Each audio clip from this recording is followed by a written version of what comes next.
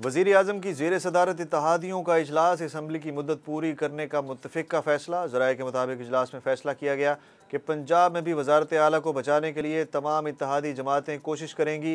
ज़िमनी इंतखाबात में शिकस्त के बाद PDM इत्तेहाद की जमातों और हुकूमती रहनुमाओं का मुश्तरका इजलास लाहौर में जारी।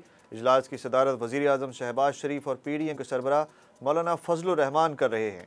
इजलास में साबिक सदर आसिफ अली जरदारी, मौलाना शाह अवैस नौरानी समेत दीगर रहनुमा भी मौजूद हैं।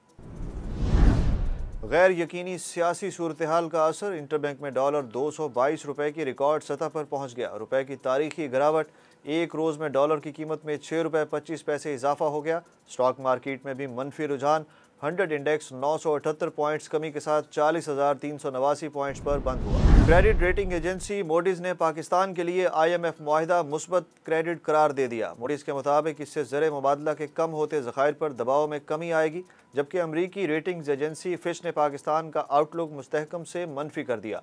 फिच की जानिब से जारी रिपोर्ट में बढ़ते हुए सियासी अदम इस्तेहकाम, कमज़ोर हुकूमती इत्तेहाद और जल्द इलेक्शन को आउटलुक बदलने का सबब बताया गया।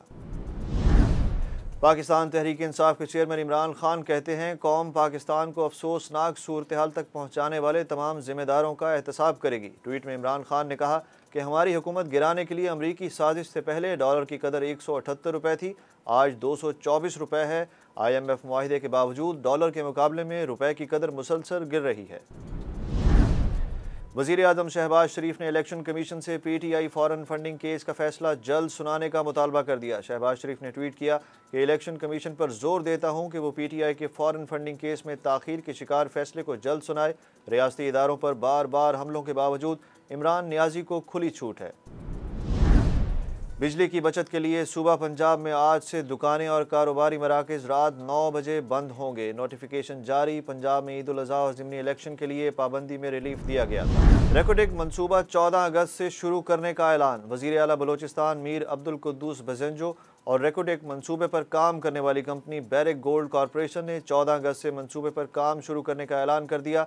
मीर अब्दुल कुद्दूस बज़ेंजो ने प्रेस कॉन्फ्रेंस में बताया कि रेकोडेक मनसूबे से सूबे को सालाना $1 अरब की आमदन होगी। पंजाब हुकूमत ने दुआ ज़हरा को लाहौर के दारुल अमान मुंतकिल कर दिया। शौहर ज़हीर की गिरफ्तारी के लिए छापे जारी। दुआ ज़हरा ने डिस्ट्रिक्ट कोर्ट लाहौर में दरख्वास्त दायर की थी, जिसमें कहा गया इसकी जान को ख़तरा है, जान से मारने की धमकियां मिल रही हैं। दरख्वास्त में दुआ ज़हरा ने इस्तदा की थी कि जान के ख़तरे के पेश नज़र दारुल अमान मुंतकिल किया जाए। कश्मीरी आज लाइन ऑफ कंट्रोल के दोनों अतराफ यौम इल्हाक़े पाकिस्तान मना रहे हैं। 19 जुलाई 1947 में श्रीनगर में इल्हाक़े पाकिस्तान की करारदाद मंजूर की गई थी। वज़ीर आज़म शहबाज शरीफ ने यौम इल्हाक़े पाकिस्तान पर कश्मीरियों की अज़्म आज़ादी को सलाम पेश किया। उन्होंने कहा कि आज़ाद कश्मीर और गिलगित बल्तिस्तान के अवाम ने एक बड़ी जंग आज़ादी लड़ी है। मारूफ एंकर आमिर लियाकत हुसैन के पोस्टमार्टम के लिए अहलिया दानिया शाह की दरख्वास्त। सिंध हाई कोर्ट ने दानिया शाह को फरीक बनाने की इस्तदा मंजूर करते हुए फरीकैन को तैयारी करने का हुक्म दे दिया। अदालत ने समाअत 28 जुलाई तक मुलतवी कर दी।